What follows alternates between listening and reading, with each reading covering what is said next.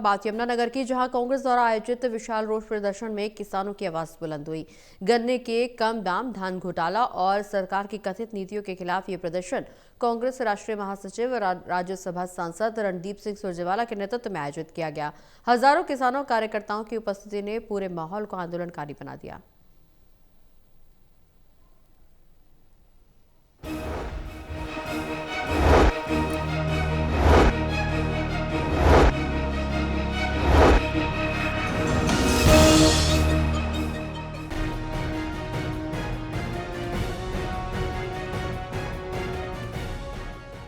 यमुनानगर में कांग्रेस द्वारा आयोजित विशाल रोष प्रदर्शन में किसानों की आवाज बुलंद हुई। गन्ने के कम दाम, धान घोटाले और सरकार की कथित नीतियों के खिलाफ ये प्रदर्शन कांग्रेस राष्ट्रीय महासचिव और राज्यसभा सांसद रणदीप सिंह सुरजेवाला के नेतृत्व में आयोजित किया गया। पत्रकारों से बातचीत करते हुए सुरजेवाला ने सबसे पहले गन्ना उत्पादक किसानों की समस्याओं पर जोर दिया। उन्होंने कहा कि गन्ने की खेती हरियाणा की अर्थव्यवस्था की रीढ़ है, लेकिन किसानों को उनके हक नहीं मिल रहे। मौजूदा भाव किसानों की मेहनत के अनुरूप नहीं है और इससे किसान लगातार नुकसान झेल रहे हैं। उन्होंने सरकार से मांग करते हुए कहा कि गन्ने का रेट तुरंत 500 रुपए प्रति क्विंटल किया जाना चाहिए, तभी किसानों की लागत की भरपाई संभव है।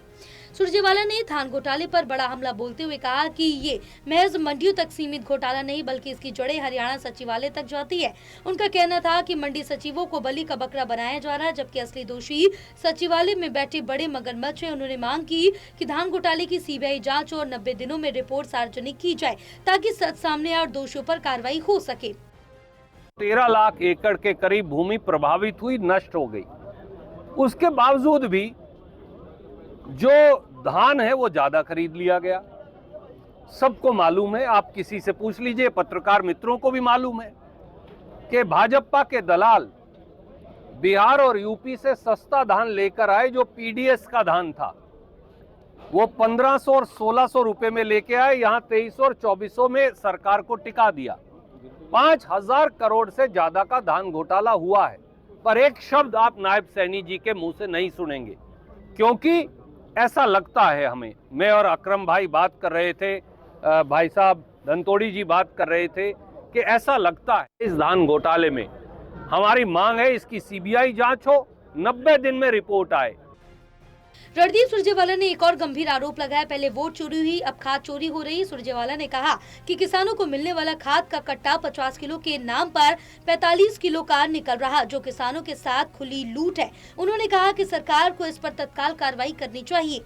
इसी दौरान सुरजेवाला ने 14 दिसंबर को दिल्ली में होने वाली वोट चोरी के खिलाफ महारैली पर भी प्रतिक्रिया दी। उन्होंने बताया कि इस रैली में न केवल हरियाणा बल्कि देश के विभिन्न राज्यों से बड़ी संख्या में कांग्रेस कार्यकर्ता दिल्ली पहुंचेंगे। इस महारैली में बीजेपी की घोर नीतियों के खिलाफ जोरदार हुंकार भरी जाएगी और लोकतंत्र की रक्षा का संकल्प लिया जाएगा।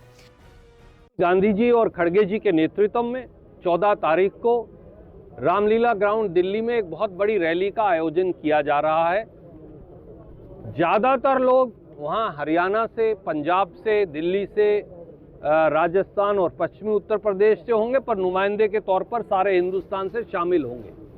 जिस प्रकार का घोर अन्याय हिंदुस्तान में मत का अधिकार छीनने का षड्यंत्र, निष्पक्ष चुनाव और प्रजातंत्र को छीनने का षड्यंत्र भाजपा और नरेंद्र मोदी जी की सरकार कर रही है, उसके खिलाफ एक हुंकार रामलीला ग्राउंड से उठेगी, जो पूरे देश में जाएगी।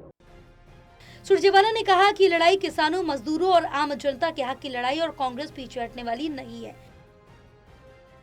टोटल टीवी के लिए राहुल सहजवानी की रिपोर्ट।